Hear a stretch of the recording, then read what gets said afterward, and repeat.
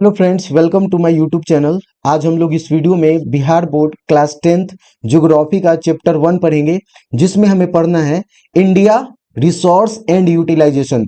It means that we are going to discuss in this chapter about the resources of India and also how India is utilising its resources.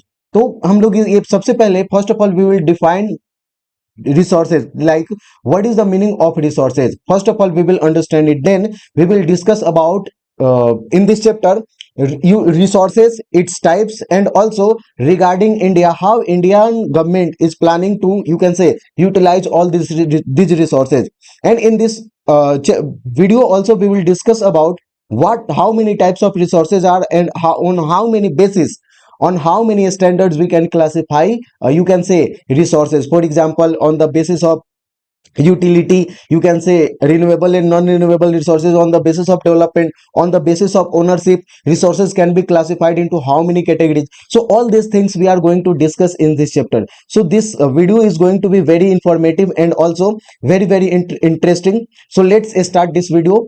And it's a request to you, if you are new on my YouTube channel, then please subscribe to it, and if you like the video, then please share it with your friends also. Okay, so let's start this video.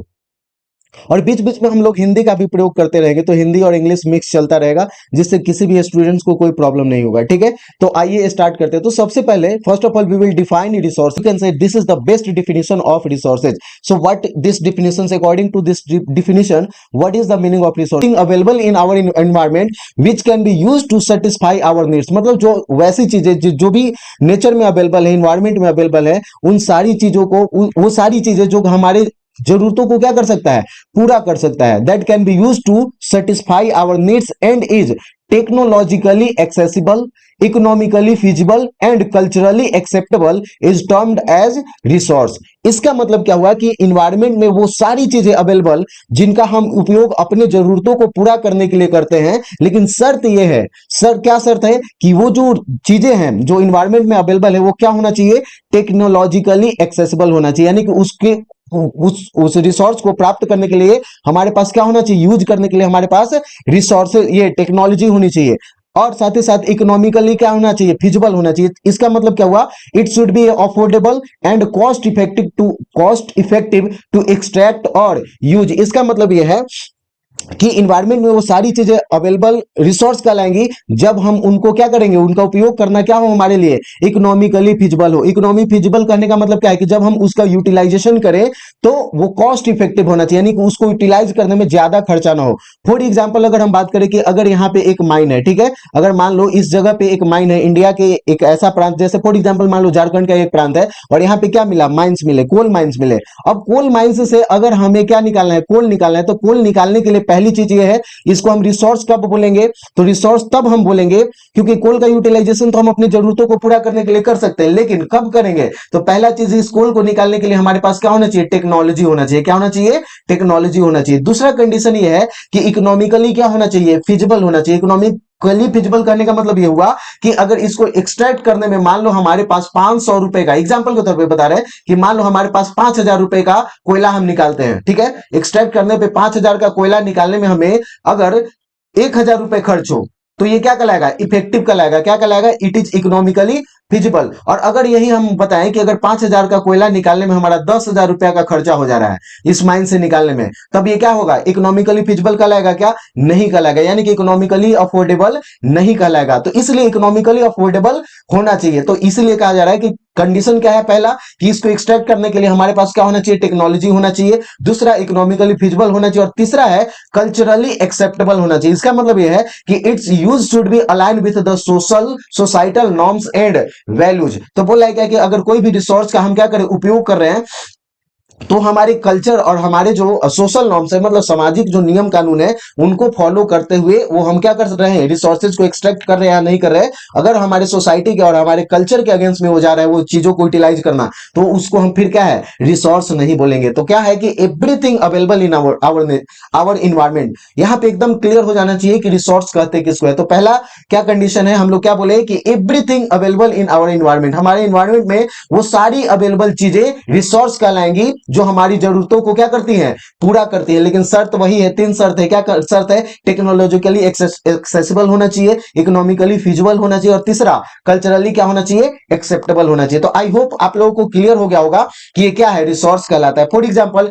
Nature में वो सारी चीजें, for example river का water, तो जो river water है, जैसे मान लो कोई रिवर वाटर फ्लो कर रहा है, तो ये जो फ्लोइंग रिवर वाटर है, ये क्या कहलाएगी, रिसोर्स तभी कहलाएगी जब हम इस रिवर वाटर का क्या कर रहे हैं, यूटिलाइज कर रहे हैं, उपयोग कर रहा है ह्यूमन बीइंग अपने फायदे के लिए। अगर हम इसको यूटिलाइज करने में क्या असमर्थ हैं, तो ये क्या होगा, इसको हम रिसोर्स नहीं बोलेंगे। और फॉर एग्जाम्पल अगर बात करें इस रिवर वाटर को और अच्छे से कैसे यूटिलाइज करेंगे, तो ह्यूमन बीइंग्स के पास क्या आ जाए, डैम कंस्ट्रक्ट करने का टेक्नोलॉजी आ जाए। तो ह्यूमन बीइंग्स क्या कर दे, यहाँ पे मानो यहाँ पे क्या कर दे, एक डैम बना दे, और डैम बना करके जो भी वाटर है उसको रोक दे, और रोकने के बाद यहाँ पे एक टरबाइन लगा दे, और टरबाइन लगा करके यहां से क्या कर दे, बिजली पैदा कर दे। तो बताओ, तो ये जो रिवर वाटर जो ऑलरेडी फ्लो करते आ रहा था सदियों से, वो सब क्या हो गया, अब ये किस में कन्वर्ट हो गया, रिसोर्स में। साथ ही साथ जब डैम बनेगा तो यहां से हम कैनल निकाल सकते हैं, और कैनल निकाल करके उस एरिया में ले जा सकते हैं जहां वाटर की क्या है, स्कार्सिटी है। तो हम इरिगेशन करने के लिए भी, खेती करने के लिए यूटिलाइज करने लगे। तो बताओ अब ये क्या हो गया, अब ये क्या हो गया, ये इसे हम क्या बोलेंगे, रिसोर्स बोलेंगे। और ऐसे ही विदाउट डैम ये जो रिवर वाटर फ्लो करते चला जा रहा था और हम इसका उपयोग नहीं कर रहे थे, तो क्या इस रिवर वाटर को रिसोर्स बोलते, क्या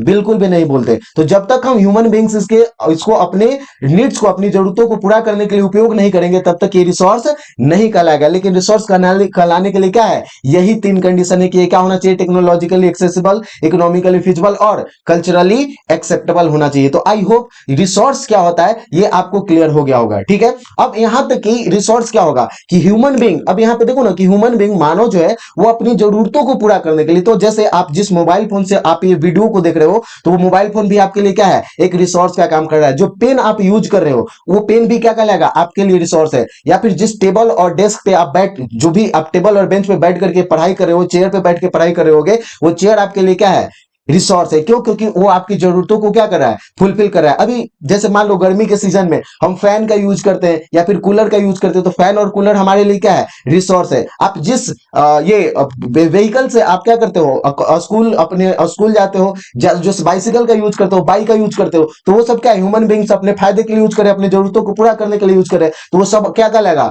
रिसोर्स कहलाएगा। तो आई होप रिसोर्स क्या है ये आपको क्लियर हो गया होगा कि रिसोर्स का एक्चुअल मीनिंग क्या होता है। ठीक है, अब आगे देखते हैं, हम पढ़ते हैं इस चैप्टर में जो भी बातें दी गई है उनको क्लियर दी। तो देखो कह रहा है क्या, इंपॉर्टेंस ऑफ रिसोर्स। हम लोग का हेडिंग क्या है, आपका जो बिहार बोर्ड का बुक है उसका फर्स्ट हेडिंग क्या है, इंपॉर्टेंस ऑफ रिसोर्स। रिसोर्स का महत्व क्या है। तो देखो कह रहा है क्या, you may use many things in your life, all the things that come in use are resources। तो देखो तो कितना बढ़िया और छोटा सा आंसर बिहार बोर्ड दिया है। रिसोर्स किसे कहते हैं, क्या बोला ये कि all the things मतलब जितनी भी चीजें क्या करते हैं, that come in use are resources, मतलब जो कि जितनी भी चीजें हैं वो यूज में आती हैं, वो सब के सब क्या कहलाती है, रिसोर्स कहलाती है। तो अगर बात बताओ, अगर जो टीचर आपको पढ़ा रहा है क्या वो उसको भी रिसोर्स बोलेंगे? बिल्कुल, क्लास 9th में आप लोग पढ़े होंगे, आप लोगों का चैप्टर था ह्यूमन रिसोर्स। तो मानो क्या है, जो टीचर है वो आपके लिए क्या है, एक ह्यूमन रिसोर्स का काम कर रहा है। तो यहाँ पे क्या है कि न सिर्फ जो फिजिकल जो भी चीजें अवेलेबल है या बायोलॉजिकल चीजें जो अवेलेबल है, जो ह्यूमन बींग्स यूटिलाइज करता है, उसे रिसोर्स बोलेंगे, बल्कि ह्यूमन बींग खुद में क्या होता है, एक रिसोर्स होता है। तो यही देखो यहाँ पे क्या कर रहा है कि all the things that come in use are resources. तो आई होप रिसोर्स क्या होता है ये तो एकदम माइंड में बैठ गया होगा कि रिसोर्स किसे कहते हैं। यानी कि मनुष्य जो भी चीजों का अपने फायदे के लिए, अपने जरूरतों को पूरा करने के लिए उपयोग करेगा, उन सभी को हम क्या बोलेंगे, रिसोर्स बोलेंगे। लेकिन वही कंडीशन क्या है, वो 3 कंडीशन है, आपको याद रखना है। तो आई होप यहां तक तो रिसोर्स क्या होता है, किसे कहते हैं, ये एकदम क्लियर हो गया होगा। अब आगे देखते हैं क्या कर रहा है कि resources can be both physical and biological. यानी कि कह रहा है कि रिसोर्सेज क्या हो सकते हैं, दोनों हो सकते हैं। कौन सा, एक फिजिकल और दूसरा बायोलॉजिकल। अब देखेंगे कि फिजिकल रिसोर्स क्या होता है और बायोलॉजिकल रिसोर्स किसे कहते हैं। तो देखो कह रहा है क्या, on the one hand physical materials like land, soil, water, minerals fulfill the human needs and become resources, whereas on the other biological materials such as vegetation, wildlife and aquatic life are not less important in making the human life comfortable। इसका मतलब यह है कि यहाँ पे बात करें तो ह्यूमन बींग्स के काम में, यानी कि रिसोर्सेज कौन कौन से हैं, तो फिजिकल मटेरियल और साथ ही साथ बायोलॉजिकल दोनों रिसोर्स कहलाते हैं। फिजिकल का एग्जांपल देखें, फिजिकल मटेरियल्स में कौन आ जाएगा, तो जैसे लैंड, तो ह्यूमन बींग्स लैंड का यूटिलाइज करता है क्या करने के लिए, तो आप देखोगे खेती करने के लिए लैंड के ऊपर जो सॉइल है उसके ऊपर क्या करता है, एग्रीकल्चर करता है। साथ ही साथ लैंड के ऊपर क्या करता है, इंडस्ट्रीज लगाता है, हाउसेज बनाता है, तो हाउस कंस्ट्रक्शन के लिए, रोड्स बनाने के लिए, इंडस्ट्रीज लगाने के लिए, स्कूल सेटअप करने के लिए, कॉलेज सेटअप करने के लिए किस चीज का यूज किया जाता है? लैंड का यूज किया जाता है। और कौन लैंड यूज करता है? तो ह्यूमन बींग्स करते हैं। तो लैंड क्या कहलाएगा? फिजिकल मटेरियल है, फिजिकल रिसोर्स कहलाएगा। सॉइल भी क्या है? फिजिकल रिसोर्स है। And water and minerals, all these are examples of physical resources. और इसका यूज कौन करता है? ह्यूमन बींग्स करता है। That's why these are physical resources. Next one is biological resources. So which are the example of biological resources? So such as vegetation, wildlife and aquatic life. अब so in short अगर बोला जाए, in short if I say that what is the meaning of biological resources, so all those resources,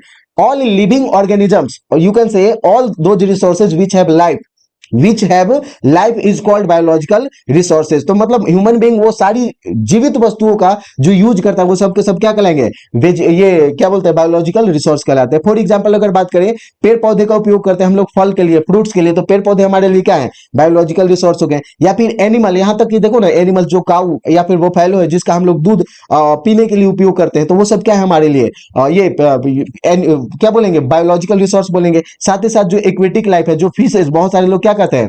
fish खाते हैं। तो जो fishes है जिसका हम जो ह्यूमन बींग्स खाने के लिए उपयोग करते हैं, वो सब क्या है? बायोलॉजिकल रिसोर्स हो जाएंगे। ठीक है, तो these are the examples of physical resources and biological resources. अब देखो, both physical and biological materials become useful with the help of technology. अब बात करते हैं कि ये जितने भी हमने फिजिकल और बायोलॉजिकल रिसोर्सेज की बात की, ये कब यूजफुल होते हैं? तो आप देखोगे, without use of technology this materials can not become resource. तो रिसोर्स बनाने में किस चीज का सबसे बड़ा योगदान होता है? तो टेक्नोलॉजी का योगदान होता है। Since ancient times vegetation and wild life was available in the forest. अब देखो कह रहा है क्या कि एंशिएंट टाइम्स अगर देखा जाए तो जो भी वाइल्ड लाइफ थे, wildlife and vegetation were there in the forest, but human beings were not able to, but बोला या क्या? the aquatic life has been flourishing since lakhs of years in the lake and oceans. Coal, petroleum and other minerals were lying in the earth's womb since the time immemorial, but there was a scarcity of technical knowledge in the primitive human beings of that time. Slowly there was increase in the population and the necessities, and this increase initiated the rate of quick acquisition of knowledge. अब देखो यहाँ पे कह रहा है क्या कि जो ह्यूमन बींग्स है, मतलब बोला है क्या कि आप देखोगे तो सिंस एंशिएंट टाइम, प्राचीन समय से क्या था कि ये आप देखोगे तो वेजिटेशन थे, मतलब वेजिटेशन था, वाइल्ड लाइफ थे, मतलब जंगलों में हम क्या देखते हैं कि जंगलों में, फॉरेस्ट में क्या था? वेजिटेशन थे, पेड़ पौधे थे, वाइल्ड लाइफ थी। और साथ ही साथ एक्वेटिक लाइफ भी क्या कर रहा था? फ्लरिश करता लाखों ईयर से। कहां पे? लेक और ओशंस में। लेकिन ह्यूमन बींग्स जो है वो उसको यूटिलाइज नहीं कर पा रहा था।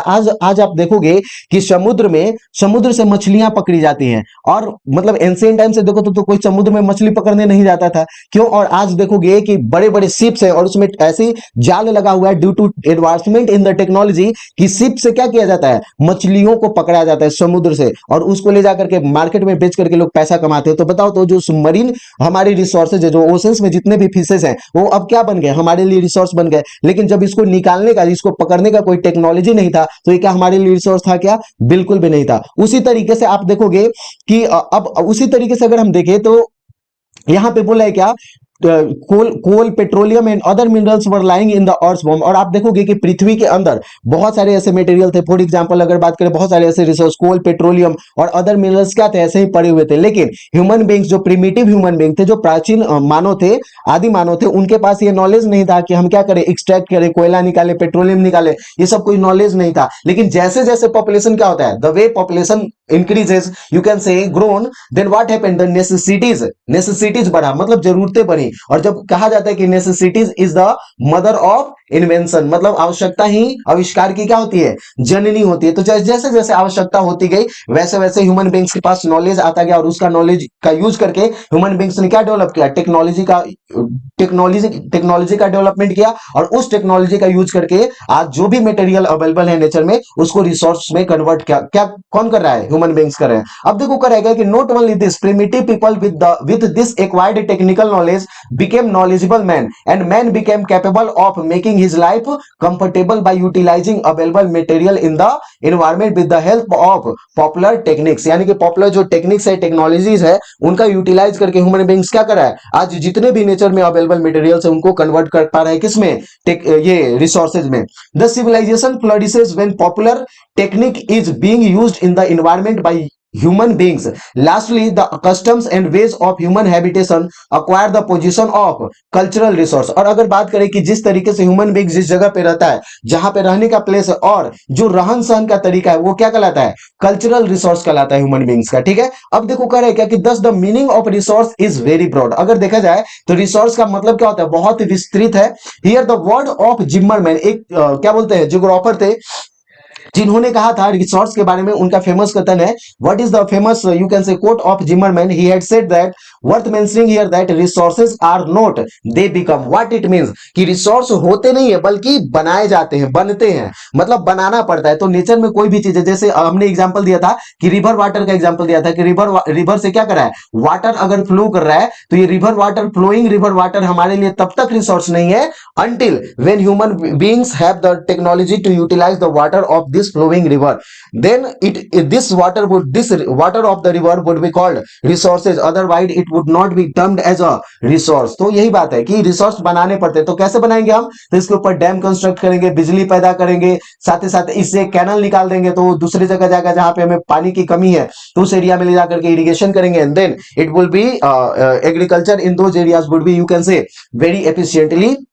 डन। नेक्स्ट वन इज, तो हमने जिमरमैन का ये कॉन्सेप्ट आपको याद रख लेना है, एग्जाम में जो ऑब्जेक्टिव के फॉर्म में वो पूछ देता है, who had said resources are not they become. तो ऑप्शन में रहेगा क्या? जिमरमैन का भी एक नाम रहेगा, तो आपको टिक करके आना है। ठीक है, तो आगे बढ़ते हैं और देखते हैं इस चैप्टर में और क्या बोल रहा है। तो कह रहे हैं क्या, during present time services are also considered as resources. Now just consider these are the material, for example coal, petroleum, and you can say other important minerals, precious metals. These are you can say termed as resources, जिसे हम क्या बोलेंगे? resources. But during present time today services are also termed as considered as resources. मतलब जो services है, services means what? In the class 9 chapter, in class 9th you must have studied about you can say three sectors of economy. So there is one sector of economy is called primary sector, second one is called manufacturing sector, and third one is called service sector. So services we had discussed in class 9th you can say classes that what is the meaning of services. So in services, in service sector there is no any manufacturing of any type of goods. Service sector में क्या होता है? Manufacturing किसी भी मतलब manufacturing नहीं होता, goods का मैन्युफैक्चरिंग नहीं होता, बल्कि क्या होता है? तो वहां पे सर्विसेज प्रोवाइड किए जाते हैं। जैसे for example you are going to a bank, bank में आप जाते हो, तो बैंक में जाकर के क्या करते हो? You are taking services from the bank. आप बैंक से क्या करते हो? Bank provides us service. Bank हमें क्या प्रोवाइड करता है? सर्विस। क्या बैंक में जाकर के देखते हो क्या कि कोई फैक्ट्री लगा हुआ है, मशीन लगे हुए हैं और वहां से धराधर क्या किया जाता है? गुड्स प्रोड्यूस किए जा रहे हैं? ऐसा कुछ नहीं होता। वहां पे कंप्यूटर पे बैठा हुआ जो व्यक्ति होता है वो आपको सर्विसेज देता है। आपको कैश डिपॉजिट करना है तो कैश डिपॉजिट कीजिए, कैश विड्रॉ करना है तो विड्रॉ कीजिए, और भी बहुत सारे फैसिलिटीज होते हैं। साथ ही साथ उसी तरीके से आप देखोगे एक टीचर जो आपको पढ़ा रहा होता है, तो क्या टीचर क्या कर रहा है? वो सर्विसेज प्रोवाइड कर रहा है। Teachers are providing you the services, not manufacturing any type of goods. तो यहां पे क्या होगा कि अब बताओ, तो जो टीचर सर्विसेज प्रोवाइड कर रहा है, क्या हम उसे रिसोर्स बोलेंगे या नहीं बोलेंगे? तो आज प्रेजेंट टाइम में क्या कहा जाता है? उसे भी हम रिसोर्स बोलते हैं। इट मींस दैट अगर सिंगर, आप सिंगर को बुलाए हो, गाना गा रहा है एकदम, जैसे फॉर एग्जांपल मान लो किसे बुलाते हो? कौन है फेमस? तो जो भी फेमस सिंगर है उसको आप बुलाते हो, हनी सिंह को बुलाते हो, और हनी सिंह को बुला करके गाना सुनते हो, तो वो भी जो गाना गा रहा है वो भी एक तरीके का क्या है? रिसोर्स है।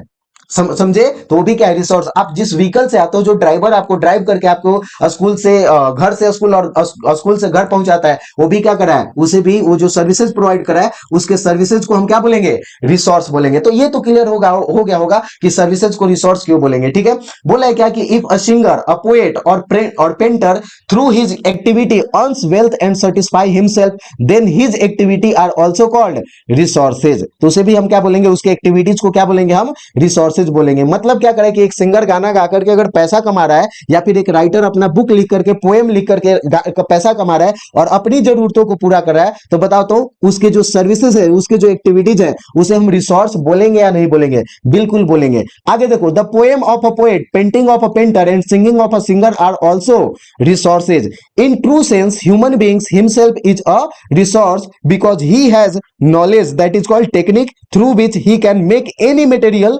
यूजफुल। तो यहां पे देखो तो बात आ गई क्या कि human beings himself is a resource.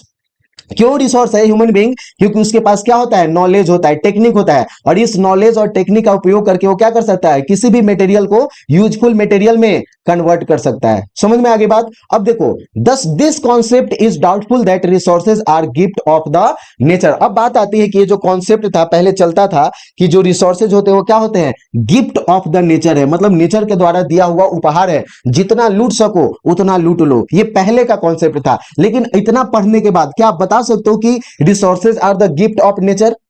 Nature का गिफ्ट है क्या कि डायरेक्टली गए और यूटिलाइज कर ले? उसे यूटिलाइज करने के लिए किस चीज की जरूरत होती है, टेक्नोलॉजी की जरूरत होती है। किसकी जरूरत होती है फ्रेंड्स? टेक्नोलॉजी की। And with the help of technology and institutions and available material in the environment are converted into resources. तो हम ये नहीं कह सकते कि नेचर में जितनी भी चीजें अवेलेबल है वो सब क्या है, रिसोर्सेज है और गिफ्ट ऑफ द नेचर है। उनको हमें क्या करना पड़ता है, we have to convert them into the usable materials and in other words we can say that we have to convert the all the available materials into the resources with the help of technology and knowledge. That's why it is called that resources are not they become. ये किसने कहा था? Zimmerman ने कहा था। अब देखो, the resources are socio economic backbone of any country. अब यहां पे समझने वाली बात है, हमने देखा कि ह्यूमन बीइंग्स की जरूरतों को कौन फुलफिल कर रहा है, मतलब एक कंट्री में, मान लो ये कंट्री है, तो एक कंट्री में जितने भी ह्यूमन बीइंग्स रह रहे हैं, जितने भी ह्यूमन बीइंग्स रह रहे हैं, उनकी जरूरतों को जो फुलफिल करेगा, जो मटेरियल, वो सब क्या कहलाएगा, रिसोर्स कहलाएगा।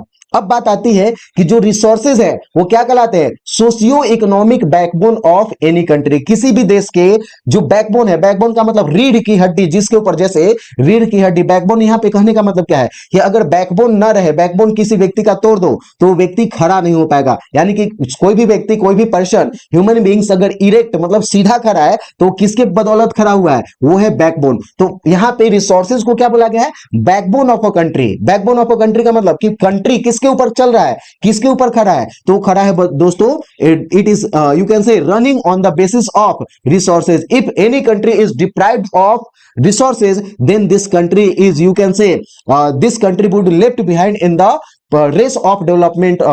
डेवलपमेंट मतलब विश्व में अगर कोई भी ऐसा देश जो किस चीज से वंचित है, रिसोर्सेज से वंचित है, डिवॉइड है, तो क्या हो जाएगा, मतलब जो इंटरनेशनल रेस ऑफ डेवलपमेंट है उसमें पिछड़ जाता है। इसका मतलब किसी भी कंट्री में रिसोर्सेज को होना, ये क्या होता है, माना जाता है कि उस कंट्री में डेवलपमेंट होगा, बहुत अच्छा खासा, लोगों का लाइफ कैसा होगा, बढ़िया होगा। क्यों? क्योंकि रिसोर्सेज पे ही लोगों का जीवन टिका हुआ होता है। क्योंकि जो भी चीजें यूजेबल मटेरियल्स है वो सब हम क्या कहलाते हैं, रिसोर्स कहलाते हैं। जैसे पेट्रोलियम हो गया, गाड़ी चलाने के लिए क्या चाहिए, पेट्रोल चाहिए, डीजल चाहिए, है ना, खाना खाने के लिए भोजन चाहिए, तो भोजन भी क्या एक तरीके का रिसोर्स ही है। हवाई जहाज से उड़ना है, उसके लिए क्या चाहिए, उसका जो ईंधन है, उसका जो फ्यूल है, केरोसिन जिसे बोलते हैं, वो भी क्या है, एक तरीके का रिसोर्स है। तो किसी भी कंट्री को रन करने के लिए वो क्या कहलाते हैं, resources is very very essential. That's why it is called backbone of the country. And you know, the countries devoid of resources lag behind in international race, but it does not mean that only resources rich nations can develop. अब यहां पे देखो दो बातें आती हैं। यहां पे जो बोला जा रहा है बिल्कुल करेक्ट बोला गया है। क्या कर रहा है कि कोई भी ऐसा देश जो डिवोइड है, डिवोइड का मतलब क्या होता है, इससे वंचित है। किस चीज से वंचित है, तो रिसोर्सेज से अगर कोई भी कंट्री वंचित है तो क्या हो जाता है, पूरे इंटरनेशनल जो रेस है उसमें वो पिछड़ जाता है। लेकिन इसका मतलब ये भी नहीं है, it does not mean that only resources rich Nations can develop. अब यहां पे कहना कि किसी भी देश में बहुत सारे रिसोर्सेज भरे पड़े हैं, मान लो ये कंट्री यहाँ पे रिसोर्सेज पूरा का पूरा भरा पड़ा है, तो क्या ये कंट्री डेवलप बन जाएगा क्या, बिल्कुल भी नहीं। इसके लिए किस चीज की आवश्यकता होगी, तो ह्यूमन रिसोर्स की आवश्यकता होगी। तो मतलब आप, कंडीशन वही है कि अगर आपके कंट्री में बहुत सारे रिसोर्सेज अवेलेबल है और अगर ह्यूमन रिसोर्सेज नहीं है, इसको कन्वर्ट करने के लिए टेक्नोलॉजी नहीं है इस कंट्री के पास, तो ये कंट्री डेवलप नहीं करेगा। मतलब क्या जरूरी है कि आपके पास रिसोर्सेज भी अवेलेबल होना चाहिए। And another condition is that you must have a best human resources that would help to convert all the available materials into the resources. तो एग्जांपल के तौर पे देखो, बात करें हम अफ्रीकन कंट्रीज का एग्जांपल लेते हैं। We are taking the example of African countries. You know, various African countries are, you can say, rich in natural resources and various types of resources, but these countries are having, you can say very great economic crisis. These countries are facing very great economic crisis. They are, you can say, termed as a very poorest country of the world. Why? In spite of having all these, you can say, important and valuable resources in their country, these countries are considered as a very poor country. Why? Because of this country lack in human resources. The country lack in you can say latest technology. अब ये country जो है वो क्या करता है, technology के मामले में बहुत पिछड़े हुए हैं। तो अब इनके देश में जितने भी मटेरियल अवेलेबल है उनको ये यूटिलाइज नहीं कर रहे हैं, नहीं कर पा रहे हैं। और अगर कर भी रहे हैं तो बाहर का कोई फॉरेन कंट्री आ रहा है, मान लो यहाँ का कोई कंट्री है और यहाँ का कंट्री जो जाएगा और बोलेगा यहाँ की जो कंपनियां हैं इस रिसोर्सेज को कन्वर्ट करेंगी, वो कंपनियां क्या करती हैं, मतलब 50 to 60% जो ये रिसोर्सेज का जो प्रॉफिट है वो अपने पास रखता है और बाकी की चीजें जो है इस कंट्री को देता है। तो इसका मतलब क्या है कि आधा या आधे से ज्यादा जो प्रॉफिट है इस कंट्री का, जो अवेलेबल रिच मिनरल्स है, रिसोर्सेज है, वो दूसरा कोई फायदा उठा के चला जा रहा है। क्यों? क्योंकि यहाँ पे ह्यूमन रिसोर्सेज की कमी है, एफिशिएंट ह्यूमन रिसोर्सेज की कमी है। अब देखो, अब टेक्नोलॉजी की कमी है। अब देखो, अगर बात करें कि जापान इज, तो हमने क्या पढ़ा कि जो कंट्री में रिसोर्सेज नहीं होता वो कंट्री इंटरनेशनल रेस में पिछड़ जाते हैं। लेकिन उसके जस्ट उल्टा ये भी है कि जो रिच रिसोर्सेज नेशंस है वो भी कोई जरूरी नहीं है कि वो डेवलप कर पाएगा। इसका हमने एग्जांपल अफ्रीकन कंट्रीज का देखा। अब देखो, बात आती है कि Japan is one such nation which has very less resources but its human resource is technically so well equipped that today it stands along with the developed nations of the world by judiciously utilising available material. अब बात यहां पे आती है, आपको समझने वाली बात यह है कि देखो, हमने क्या पढ़ा कि रिच, अगर कोई कंट्री रिसोर्सेज के मामले में रिच है लेकिन ह्यूमन रिसोर्स के मामले में पिछड़ा हुआ है, मतलब जो व्यक्ति कन्वर्ट करेगा अवेलेबल मटेरियल को रिसोर्स में, वो उस मामले में अगर ये कंट्री पिछड़ा हुआ है तो ये क्या रह जाएगा, गरीब रह जाएगा। लेकिन अगर कोई देश ह्यूमन रिसोर्स के मामले में बहुत ही अच्छा है, एफिशिएंट है, पावरफुल है, मतलब यहाँ पे ह्यूमन रिसोर्स का कोई जोर नहीं है, तो अगर इस कंट्री में अगर रिसोर्स नहीं भी है ना, तो ये क्या कर लेगा, बाहर के कंट्री से रिसोर्स मंगा करके और कन्वर्ट करके अपने लिए यूजेबल मटेरियल बना लेगा। और आप इसका एग्जांपल, जीता जागता एग्जांपल किसका है दोस्तों, जापान का, कि जापान में लिमिटेड रिसोर्सेज है। In spite of that, Japan has worked on its you can say human resources, क्योंकि जापान में मान लो नेचुरल रिसोर्सेज नहीं है, पेट्रोलियम नहीं है, कोल नहीं है। अगर मान के चलते कि पेट्रोलियम और कोल नहीं है तो ये तो पेट्रोलियम और कोल को लाना जापान के बस की बात नहीं है कि अपने कंट्री में पैदा कर दे, मंत्र मारे और पैदा हो जाए जापान में कोल और पेट्रोलियम, बिल्कुल भी नहीं, इट इज इम्पॉसिबल। लेकिन उसके हाथ में क्या है दोस्तों, तो उसके हाथ में है कि ह्यूमन बींग्स है। पॉपुलेशन पैदा कर सकता है, बिल्कुल कर सकता है। जापान के लोग क्या करेंगे, पॉपुलेशन बढ़ाएंगे, और जब पॉपुलेशन बढ़ेगा तो उस पॉपुलेशन को, जो ह्यूमन बींग्स पैदा हुए जापान में, उसको क्या कर सकता है, उसके हाथ में है कि उसे एक एफिशिएंट ह्यूमन रिसोर्स में कन्वर्ट कर दे, यानी कि अच्छी शिक्षा दे, अच्छा टेक्निकल नॉलेज दे, और ये जो ह्यूमन रिसोर्स है ये जापान के लिए क्या करेंगे, अर्न करेंगे, और जितने भी अदर कंट्रीज में रिसोर्सेज है उनको मंगा करके, कन्वर्ट करके, और एक रिच नेशन के रूप में आज खड़ा है। तो इसलिए क्या जरूरी है दोस्तों, नेचुरल रिसोर्सेज से कहीं ज्यादा, यहां पे पढ़ने के बाद क्या समझ में आया कि नेचुरल रिसोर्सेज से कहीं ज्यादा इंपॉर्टेंट क्या है, ह्यूमन रिसोर्स। और आज देखोगे कि बहुत सारे ऐसे कंट्रीज है, in spite of having so much, you can से so much population, they are not paying attention towards the human resource। और इसका जीता जागता उदाहरण क्या है, इंडिया में देखो कितना एजुकेशन मतलब पिछड़ा हुआ है, इसको भी जैसे अच्छा किया जा सकता है, जिससे कि ह्यूमन बींग्स क्या करें। आज देखोगे कि युवा पढ़ लिख करके क्या है, बेरोजगार घूम रहा है, ऐसे ही घूम रहा है, तो हमारा जो ह्यूमन रिसोर्स है वो क्या हो रहा है, बर्बाद हो रहा है। तो इसका यूटिलाइज करना चाहिए था, उसको अच्छा खासा टेक्निकल नॉलेज देना चाहिए, बहुत सारी चीजें, बेटर एजुकेशन फैसिलिटीज मिलता तो वो बहुत काम कर सकता था, हमारे देश के लिए काम करता, अर्निंग कर सकता था। ठीक है, तो ये है। आगे देखो कह रहा है क्या, thus in the development of any nation along with physical and biotic resources, human resources plays an important role। amidst various resources, man is positioned as a controller who establishes interrelationship between material available in the environment, technology and institutions through which materials available in the environment becomes useful। it can be understood from figure 1.1। तो इस figure से आप समझ सकते हो क्या कि it is human being, वो ह्यूमन बीइंग ही है जो क्या करता है, मतलब वो मानव ही है जो नेचर में जो अवेलेबल मटेरियल्स हैं उनको with the help of technology and institutions, with the help of technology and institutions उसे क्या कर देता है, यूजेबल मटेरियल और रिसोर्स में कन्वर्ट कर देता है। तो अगर ह्यूमन बीइंग ना रहे, जस्ट यहां से ह्यूमन बीइंग को हटा दो, अगर देखो यहाँ पे अगर इस जगह से ह्यूमन बीइंग को हटा दो तो इन्वायरमेंट में जो भी अवेलेबल मटेरियल्स है वो ऐसे कैसे ही पड़े रह जाएंगे। क्यों? क्योंकि टेक्नोलॉजी का डेवलपमेंट कौन करता है, ह्यूमन बीइंग्स करते हैं। इंस्टीट्यूशंस कौन एस्टैब्लिश करता है, ह्यूमन बीइंग्स करता है। And with the help of technology and institutions available material in the environment are converted into resources. तो यहाँ पे सबसे ज्यादा ग्रेटर रोल किसका हो जाता है?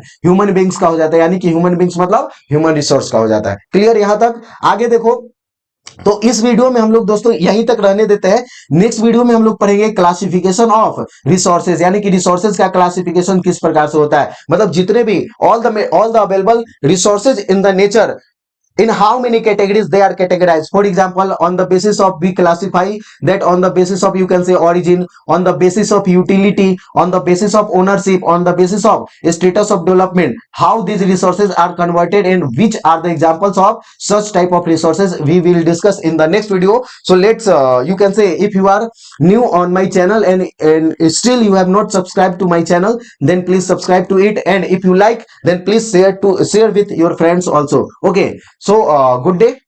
See you in the next video. Thank you for watching my videos. Okay, thank you.